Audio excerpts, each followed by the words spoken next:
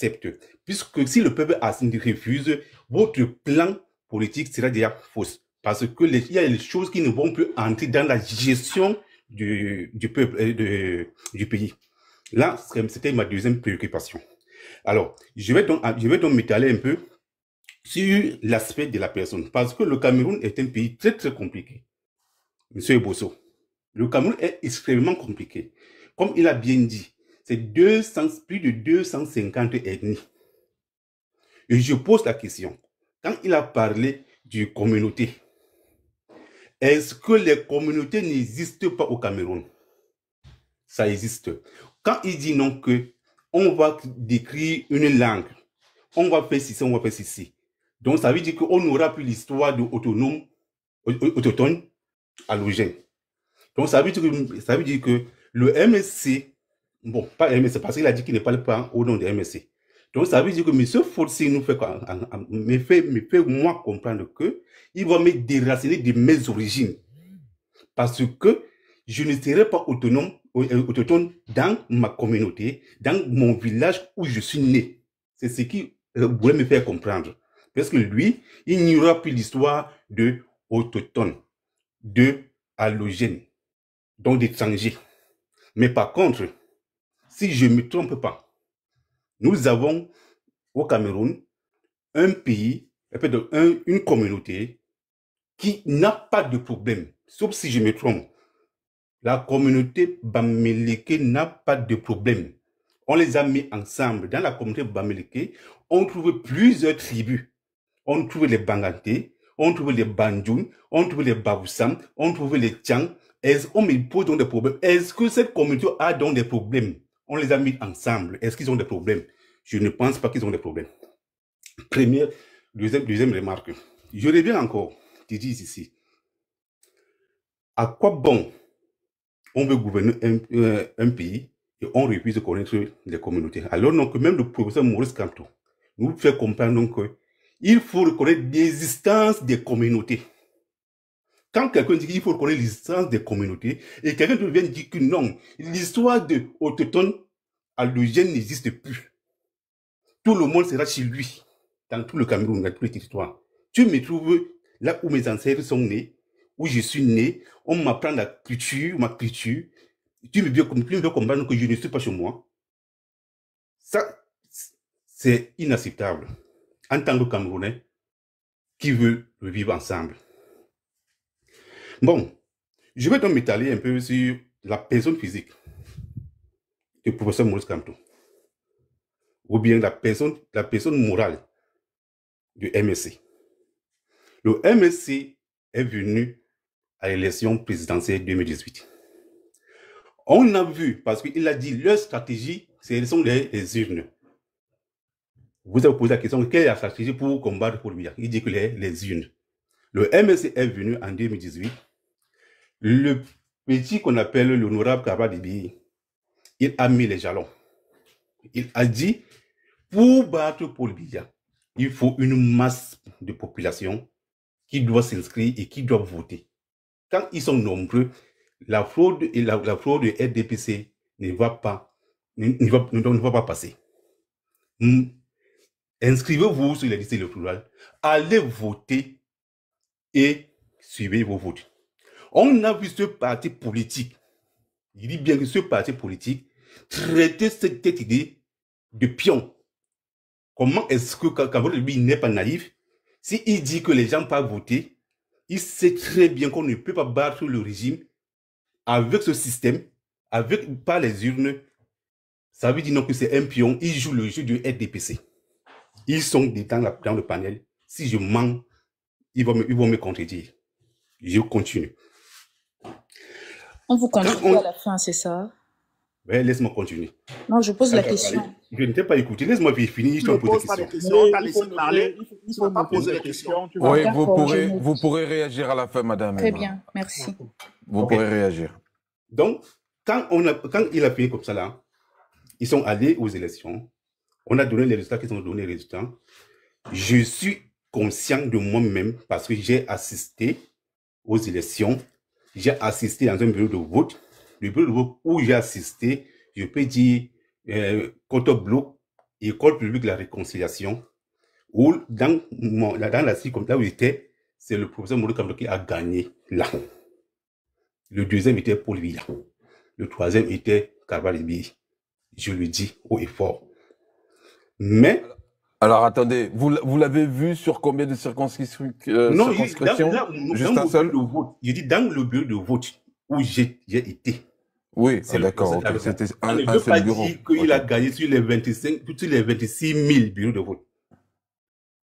Donc dans les 26 000, je parle de sont allés. Le professeur Maurice Kamto a signalé qu'il a, il a eu le mandat du peuple de tirer le penalty et il a gagné. Les choses sont arrivées. Carvalho fait une proposition au professeur Maurice Kamto. Puisque Maurice Kamto l'avait appelé pour qu'il vienne pour revendiquer sa victoire. Monsieur Carvalho appelle donc Maurice Kamto, il répond Maurice Kamto que votre chemin est louable. J'épouse votre chemin, mais j'aimerais donc que je suppose que vous avez les PV qui certifient que vous avez gagné les élections. Moi, j'ai tel nombre de PV, 16 662 PV qui me donnent vainqueur. Donc, on combine donc les PV, vos PV et nos PV. On voit réellement qui a gagné. Et là, en ce moment, le peuple saura maintenant que c'est tel qui a gagné les élections. On peut revendiquer la victoire du peuple. Maurice Kamto a couché la bouche. Il n'a rien dit. On l'a traité donc à ce moment de pion. Alors, écoutez bien, voilà l'histoire des gens qui cherchent le changement. Je continue dans mon allocation. On a vu tout récemment, si le professeur Maurice Kamto était un opposant farouche, comme on nous fait comprendre, est-ce que le professeur Maurice Kamto a déjà été assigné par une lettre du ministère de sortie d'une région? On a vu tout récemment, le monsieur Carvalho a été interdit de faire les manifestations dans le Nord, dans le Grand Nord. Donc, de sortir directement du territoire du Grand Nord. Le président Maurice Kamto n'a jamais été. On a vu monsieur Carvalho, on a interdit, je dis bien que interdit son congrès à Kribi. Alors donc tous les autres partis politiques ont fait le congrès. Ça n'a pas été interdit. Et vous avez dit donc qui est donc l'opposant? Qui copine avec le régime? J'ai suivi hier les allocations qu'on disait hier. Je ne vais même pas loin. Je recommande un peu parce que j'ai sauté quelque chose là. Parce que je vais aller date par date. Les élections de 2020. Parce que pour gagner le pouvoir, il faut arracher le pouvoir par les élections locales, pourtant pour moi. On a les législatives et les municipaux. Alors, comment est-ce qu'on peut me faire comprendre que on a vu la sortie du professeur Maurice Kamto dire que les raisons qu'il a évoquées pour ne pas participer à ces élections, c'est quoi? C'est que le code électoral n'étant pas correct, la crise anglophone n'ayant pas été n'a pas encore été trouvée la solution. Et trois choses de notre hold-up. Ils n'iront pas aux élections. J'ai donc posé la question, moi, en tant que Camerounais, qui veut le changement. Quand il part dans les élections 2025, est-ce que les choses qu'il a énoncées ont trouvé une solution? J'ai dit non. On a vu un fameux journal qui sort que boycott des élections 2020 par le MSC, le professeur Maurice Kamto avec les membres du régime, il a pris 1 milliard de francs CFA pour boucler les élections. On a vu leurs membres directoires qui ont dit qu'ils n'ont jamais été au courant de la décision prise par le professeur Maurice Kamto. Et à la fin, M. Bernard Lepaul, il dit qu'il était en train de déposer son dossier, parce que j'ai suivi ici là que les raisons qui ont poussé le MSC à boycotter les élections, c'est parce que on l'a refusé de prendre les dossiers de leurs sympathisants, donc de leurs militants. Mais je suis quand même surpris de constater que il y a quand même les gens qui disent que eux, ils étaient en train de vouloir déposer le dossier de finaliser le dossier. Et c'est à ce moment qu'il reçoit la nouvelle que le MNC n'ira plus aux élections. Enfin, ils étaient scandalisés. Je nomme la personne Méda à l'époque. Je vois la personne qui était au plaidoirie, Maître Ndoki, qui dit le professeur Maurice Kamto n'a jamais... Monsieur Ouisti, j'ai l'impression que vous n'avez pas suivi les autres émissions. Vous prenez beaucoup trop de temps. Le temps est alloué normalement au MRC pour expliquer leur parti. Vous êtes censé poser des questions et creuser peut-être sur des irrégularités. Mais vous prenez du temps comme si c'était votre temps. Vous voyez, c'est très difficile. On a fait chaque partie une émission.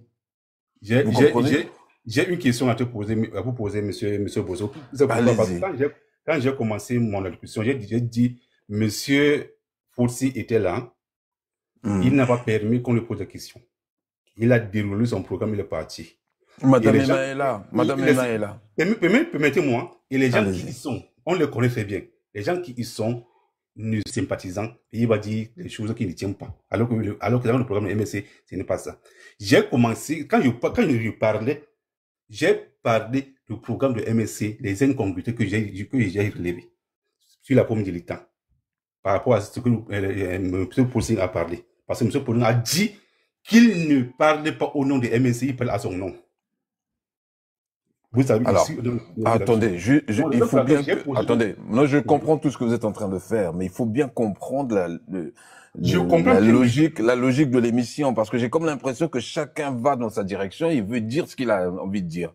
Nous, ici, on veut comprendre comment fonctionnent les partis politiques, quel est le programme des partis politiques, qu'est-ce qui est à l'intérieur, etc. Donc là, vous prenez du temps sur des gens qui auraient pu nous expliquer beaucoup de choses. Madame Emma était arrivée pour dire encore autre chose, pour rajouter des éléments. Voilà, Monsieur Bosso, si vous restez carré sur ce qu'ils disent, vous n'allez jamais comprendre comment fonctionnent les partis politiques au Cameroun. On est sorti longtemps, ça fait longtemps qu'on est sorti du sujet. Donc, revenons dans le sujet. Quand je relève l'État, on parlait du programme du MSC. Quelqu'un est rentré, nous a ramené en 2 ans. Je reste donc sur le programme du MSC.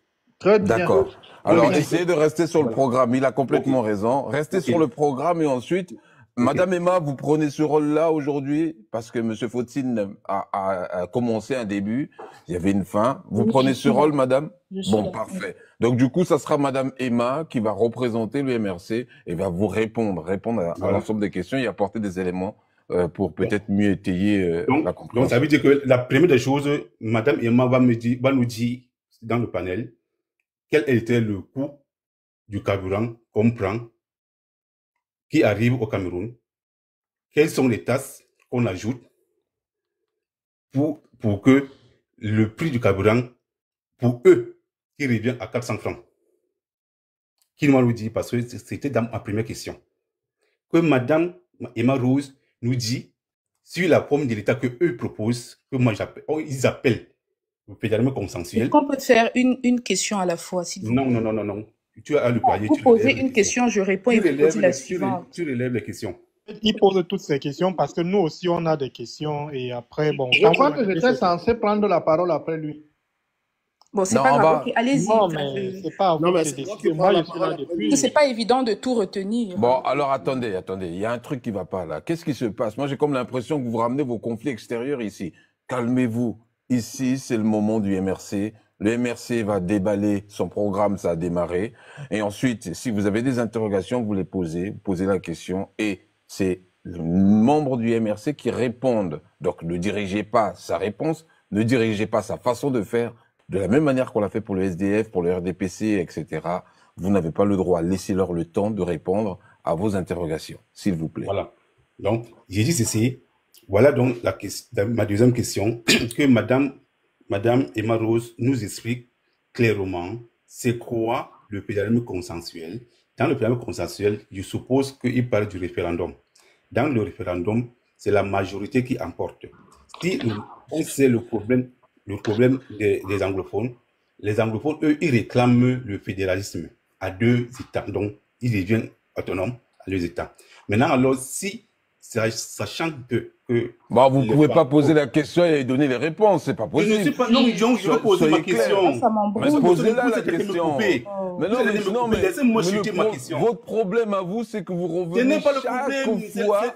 Non, c'est le problème Oh, politique. c'est Vous avez fait comme incroyable. poser des questions sur le plan politique, non? Oui. Et qui suis sorti de là? Je ne suis pas sorti de là. Je suis en train de poser la question sur le programme politique. Quand il parle donc du PLF, Posez la question. C'est tout. Vous la posez et elle répond et après vous faites le débat. Je comprends pas pourquoi vous. J'ai l'impression que c'est une question rhétorique que vous. non, ce n'est pas question rhétorique. Alors allez-y. C'est sur le programme. Oui, bon, Parce que, la question, la parole Emma Rose n'a pas parlé encore du programme de MSC. Gagnons en temps, s'il vous plaît. Okay. Posez la question, qu'elle puisse répondre. Il y a beaucoup de monde. Posez la question, qu'elle réponde. Bon, j'ai dit dans ma question, dans le fédéralisme consensuel qu'ils disent là, si les francophones emportent donc le plus, est-ce que le problème anglophone sera résolu? Première question. Deuxième question. Troisième question. Sur l'éducation, que M. Fossé nous a parlé, les colonies de vacances, si on apporte donc un fédéralisme peut-être à quatre États, comment est-ce que ça va se passer ces colonies de vacances, puisque chaque État sera autonome? Voilà mes 4 questions. Alors, je commence avec la première question sur la subvention du Cameroun. Alors, la fixation des prix la fixation du prix des carburants au Cameroun repose sur plusieurs composants. Il y a le coût de production d'importation. Il y a un micro qui... Madame Kelly, votre micro, s'il vous plaît, Madame Kelly. Quand on monte, on coupe le micro, Madame. Aïe, aïe, aïe, aïe, aïe. Allez-y, Madame. Merci. Donc, je veux juste rappeler, parce que l'idée, c'est vraiment qu'on puisse présenter notre offre aux Camerounais, hein, plutôt que d'entrer dans les débats de personnes. Celui a fait ci, on a entendu, on a vu. Donc, dans la structure de prix qui est publiée par la CSPH, donc c'est la Caisse de stabilisation des prix des hydrocarbures au Cameroun, vous avez le détail de la fixation du prix des carburants. Donc, il y a un coût de production et d'importation, il y a des taxes, il y a les marges bénéficiaires des distributeurs et des détaillants, et il y a ce qui est, entre guillemets, appelé subvention, qui n'en est pas une. On vous explique cela. Vous avez le coût du produit, c'est-à-dire le prix d'achat sur le marché international avec les frais de transport et les coûts qui sont liés au raffinage. Ensuite, vous avez l'État qui met des taxes et des redevances, enfin c'est plusieurs taxes qui se répètent même, parce que parfois vous avez la taxe sur la taxe. Donc l'État prélève diverses taxes sur les produits pétroliers pour, entre guillemets, contribuer aux recettes publiques. Sauf que lorsqu'on voit la loi de finances, c'est opaque. Bref. Ensuite, vous avez donc ce que j'ai appelé les marges bénéficiaires. Donc, les distributeurs appliquent des marges pour couvrir leurs coûts opérationnels. Et enfin, il y a la décision. Donc, l'État décide de subventionner, oui ou non. Sauf que lorsqu'on se remet sur par exemple, le discours, il avait été fait en décembre. Hein, donc, si on se remet sur la dernière structure des prix de la CSPH de décembre, on se rend compte que le prix du produit importé, non, allons même directement, que le prix de revient du produit importé est de 467,58 francs CFA. C'est-à-dire que lorsque on a importé le produit, on a déjà mis des droits de douane, il y a déjà les marges, bref, on a mis tout ce que je citais un peu, on a 467,58 francs. Et justement, dans ces taxes-là, l'État ajoute encore un remboursement de l'État de 48, c'est-à-dire que au prix de revient, il ajoute encore des montants dessus. Il ajoute des redevances, il ajoute des TVA. L'enjeu d'une subvention, c'est pour l'État de supporter justement ces taxes-là. Je ne suis pas en train de dire que les taxes ne contribuent pas à la recette fiscale, non. Mais l'enjeu d'une subvention, c'est pour l'État de sacrifier donc une partie de ses revenus pour, entre guillemets, subventionner qui, je pense même dans son étymologie, c'est pour dire, c'est vraiment aider.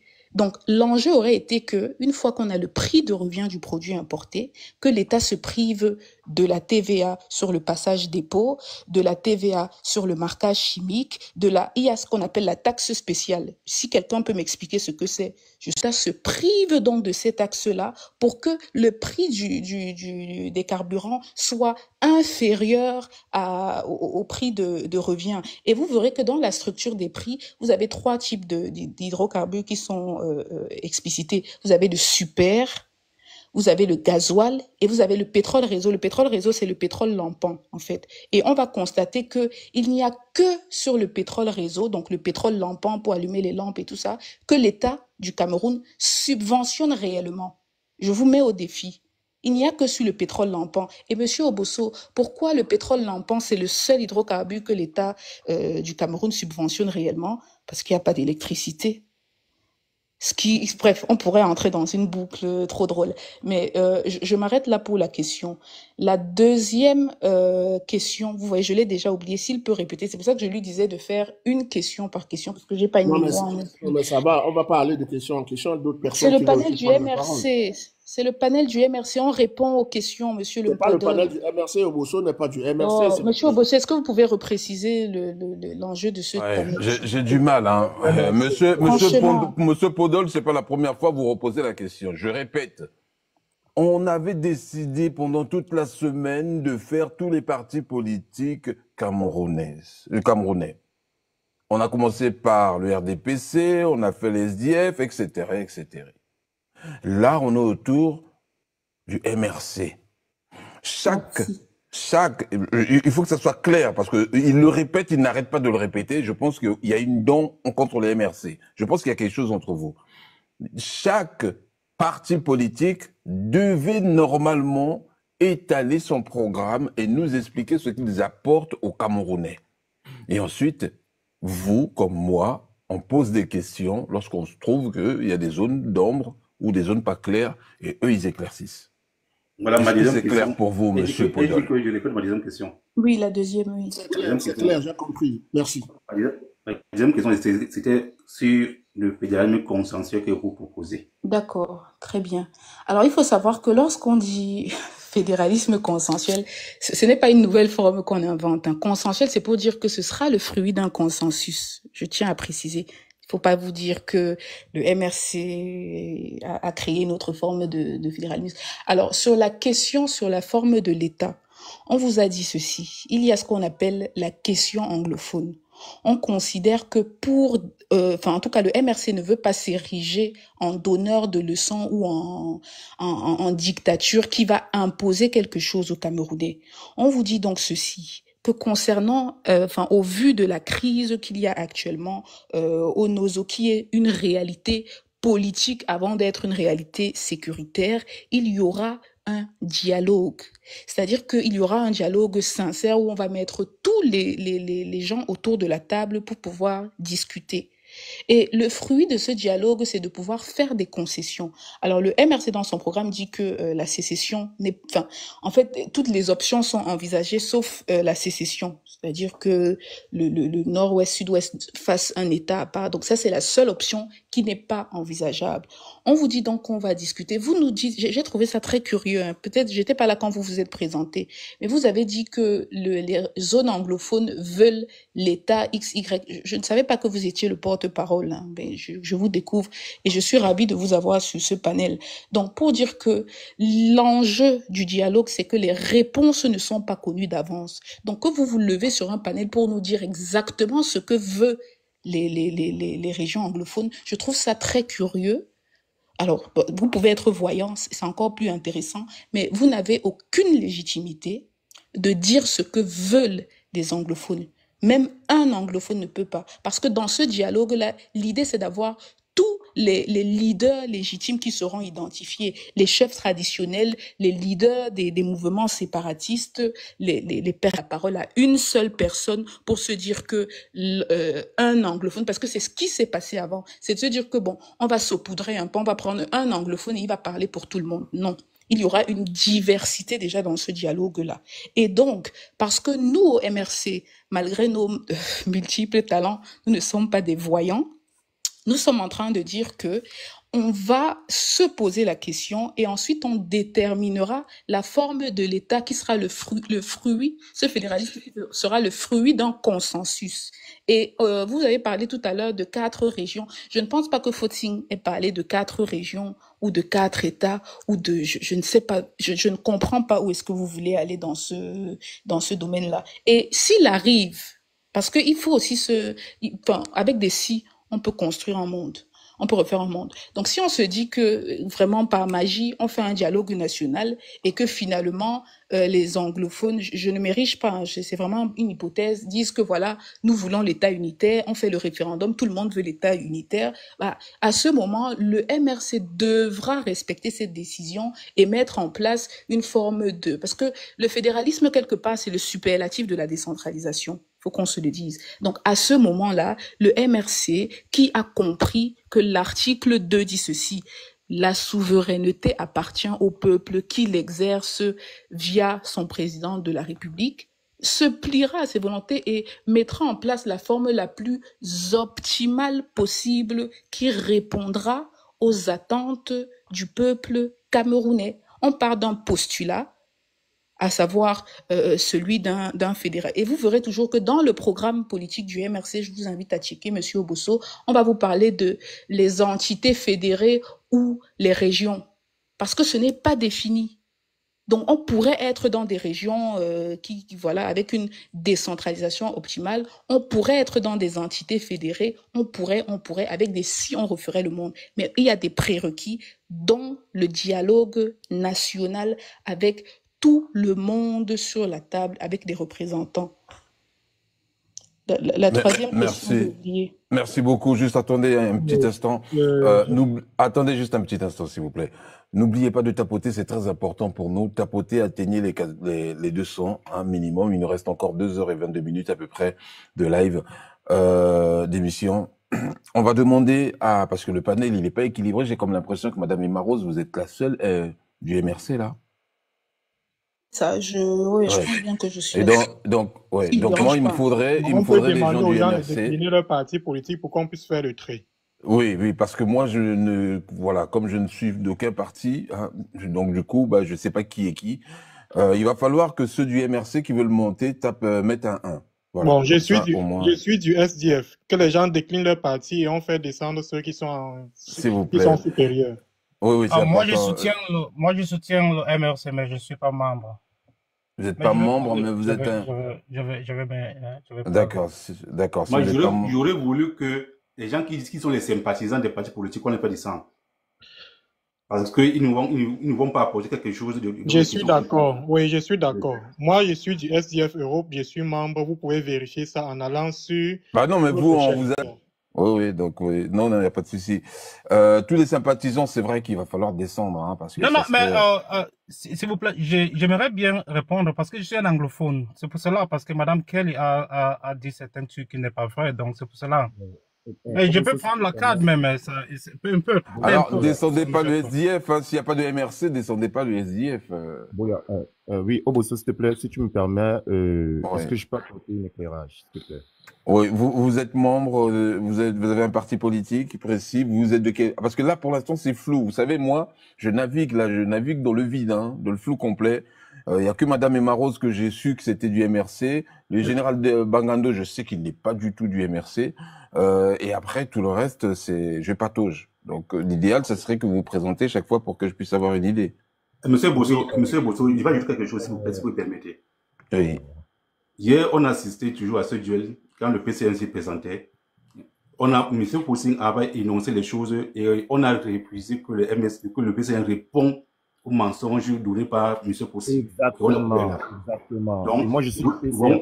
Raison pour laquelle il y a certaines choses... Alors, le PCRN, c'est du PCRN, Monsieur Légende?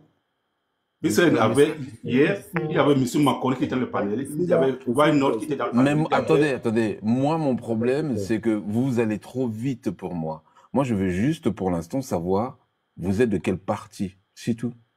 Moi, je suis du PCRN et je suis monté en fonction par rapport à la thématique du jour. Parce que vous savez, la dernière fois, on était en train de débattre sur le PCRN, tous ces partis-là. Le MRC était beaucoup plus nombreux dans ce panel que le reste du monde. Bon, aujourd'hui, vouloir faire à ce que c'est seul le MRC qui puisse répondre, qui puisse Ce n'est pas ce que j'ai dit, monsieur. Je trouve quand même qu'il faut... Non, c'est pas... Mais qui de mieux que le MRC pour répondre sur le programme du MRC? Madame, Soyons sérieux, je ne sais moi, pas. je suis là pour déconstruire tout ce que vous êtes en train de dire depuis là. Mais est-ce que vous avez déjà des questions avant ça? Un rêve au Camerounais qui n'existe pas. Arrêtez un peu ça. Est-ce que vous avez des questions? Je vais prendre mon temps de parole tout à l'heure et je vais déconstruire un à un tout ce que vous avez dit. Oui, mais pour déconstruire, il faut avoir construit de son côté. Vous avez un programme? Madame, vous êtes là pour rappeler les rhétoriques, les mêmes rhétoriques tous les jours. Je ne peux pas m'excuser de comment je m'exprime. Je suis désolée, je ne peux pas. Ah ouais? Je ne peux pas m'excuser de ça. Je respecte beaucoup le panel de Bosso. J'attends qu'il me donne mon temps de parole. On verra bien. Ouais. Bon, écoutez, Madame Emma Rose, si vous voyez quelqu'un du MRC, faites-moi signe parce que malheureusement, je ne les connais pas. Je connais personne, en fait, au niveau des partis politiques et c'est très difficile pour moi de faire monter des gens. Et c'est pour ça qu'il y a encore beaucoup de demandes en bas. Et comme c'est pas très interactif, hein, les gens ne réagissent pas vraiment. En commentaire, là, il y a un sympathisant du MRC qui est monté. C'est lequel? Monsieur Stéphane Tchoumbou? Exactement. D'accord. Donc, ça vous êtes 2. Ça fait 2 au moins. C'est le minimum. Alors, si vous envoyez d'autres, vous me dites, hein, il faudrait au moins que vous soyez 4 et ça fasse 4-4. Voilà. Je vous laisse continuer. C'était pour elle de répondre. Oui, la deuxième question, elle a essayé de répondre, mais elle n'a pas répondu parce que c'est pas ce que le peuple attend. Parce que la question était comment la résolution de la crise anglophone, parce que M. Forcing a dit que le professeur Maurice Kamto était fait dans le MSC. Ils ont porté les requêtes à l'ONU, ou machin, toutes ces consorts. Quelle année? Elle a dit que Olingue, c'est mon père. Ton petit fils, tu dis que c'est ton père. Tu n'as pas honte la main. C'est à cause de vous que l'Afrique est dans cette imposture. Regarde-toi ton âge. Tu viens nous dire que Olingue, c'est ton père.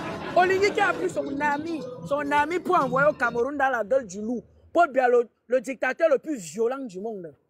Que tout le monde entier connaît. Que si tu as affaire à Paul Biya, ça veut dire que tu es même